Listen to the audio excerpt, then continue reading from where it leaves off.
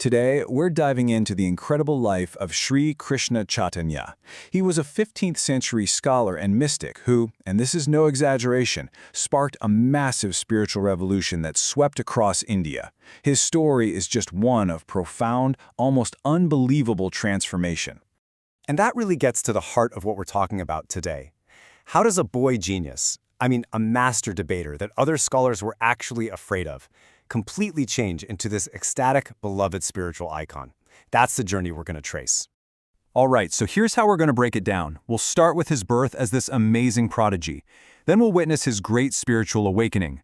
From there, we'll follow his mission out to the people, and finally, we'll see how he built an entire world of devotion.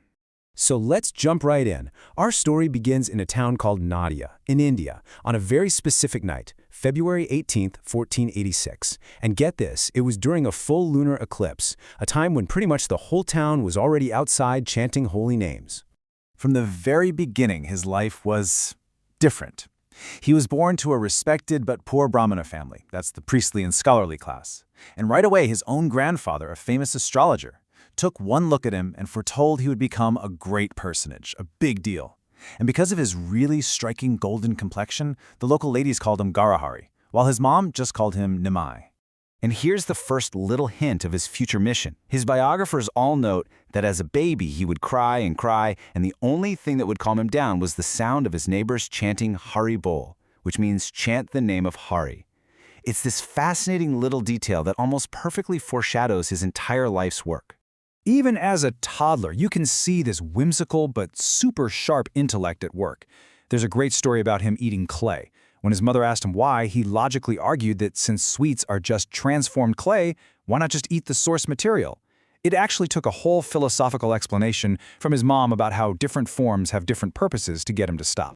And the stories just keep getting more wild. It said that two thieves tried to kidnap him right from his doorstep to steal his jewelry. But somehow, this little kid used what his biographers call his illusory energy to completely confuse them.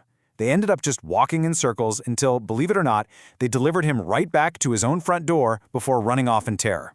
What's just staggering is how fast his mind worked. By 10 years old, he'd already mastered subjects that take adults a lifetime. By 16, he was so good that he publicly defeated this famous conquering scholar from Kashmir in a debate. The boy, who everyone now called Nimai Pandita, was basically the undisputed intellectual giant of his time. But then, at age 17, everything changes. Nimai traveled to the holy town of Gaya for a ceremony for his late father, and it was there that he met his spiritual master, a monk named Ishwara Puri. This meeting became the absolute single turning point of his entire life. And just look at this comparison. It says it all. The transformation was night and day. The proud, argumentative debater was just gone. In his place was a man who would literally swoon at the mere mention of Krishna's name, just overflowing with a religious passion that baffled everyone who knew him. The change was sudden, it was total, and it was profound. You can just imagine the people back home, right? Their jaws must have hit the floor. They just couldn't square the argumentative scholar they knew with this new, divinely inspired person.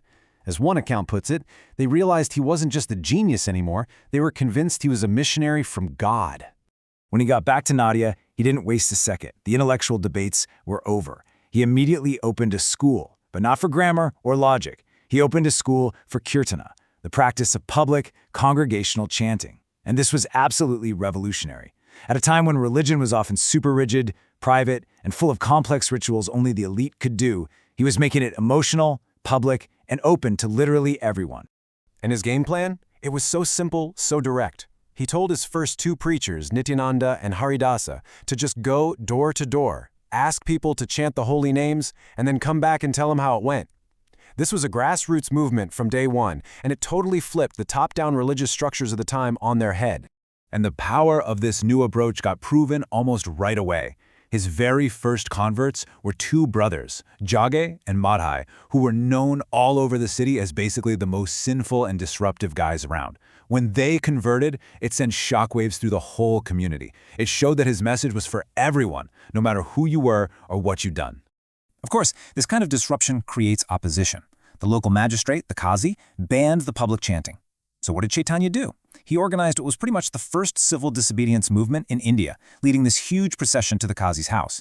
But instead of a fight, they just talked, a long philosophical discussion.